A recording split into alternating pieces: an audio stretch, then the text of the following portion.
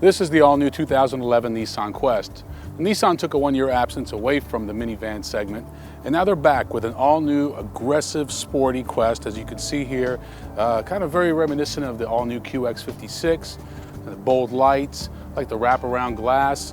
I can tell you, this car drives as well as it looks. I just like minivans in general. I think they're very practical. I think a lot of families out there should be looking at them, and we're fortunate because there's an all-new Sienna, an all-new Odyssey, and an all-new Nissan Quest all around the same time. So you have a lot of really smart choices to make, not to mention the Town & Country, which is also a respectable option in the minivan segment. Now, the Nissan offers some really good features. There's 4 trim levels, S, SL, SV, and the LE. This is the SV model shown here. It's very nicely equipped at around $35,000 to $40,000, depending on the options you get. Rather than a split screen, they've decided to go with a large 11-inch monitor in the back, which is really a nice size. Third row, second row, everybody can see it. So they did a good job there. The car handles really well. It drives really well, very quiet, very comfortable seating. Seating is something that is extremely important. You spend a lot of time in your minivan, and I can tell you, sat in all 3 rows and very comfortable. Not a lot of leg room in that third row, but it's not exactly meant for full-size adults either. All Nissan Quest models feature a push-button start. As you can see, Nissan has really stepped it up with the interior. I think they've actually surpassed Honda in many ways. Just a really nice level of quality of materials, fit and finish, soft touch buttons, especially on the AC controls and radio controls. Done a really, really good job.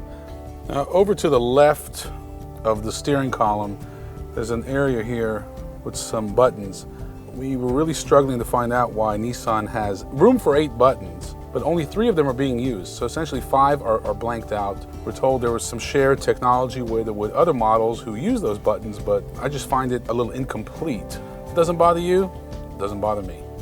Well, the one area that I would say Nissan may fall a little short on is resale value. I mean, the Nissan brand is a really good brand, solid brand. Keep in mind that the Quest did go away for a year. It's coming back as a completely new vehicle, which is great. However, that doesn't always bode well for resale value.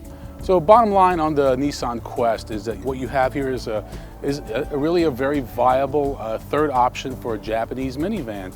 Sienna and Odyssey kind of control the segment, but you know, Nissan Quest is definitely a car that should be on your list. As mentioned, I think the styling is really, really good, and I think it looks more SUV-like than any of the other minivans, which is a plus because a lot of people who don't buy minivans go and buy SUVs primarily because of the image. I really think you should get behind the wheel, feel the steering, acceleration is good. It's got a CVT transmission. Only Nissan has that, nobody else has that. It really makes for some better fuel economy.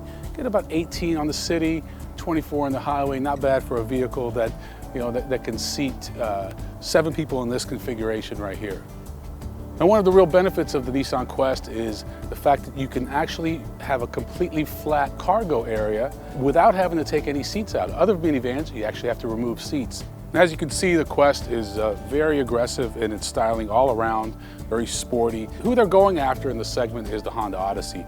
Honda has really kind of set the benchmark for luxurious, comfortable, reliable minivans, and the Quest felt like they really needed to kind of step things up from the old Quest, and I think they really accomplished that with this one.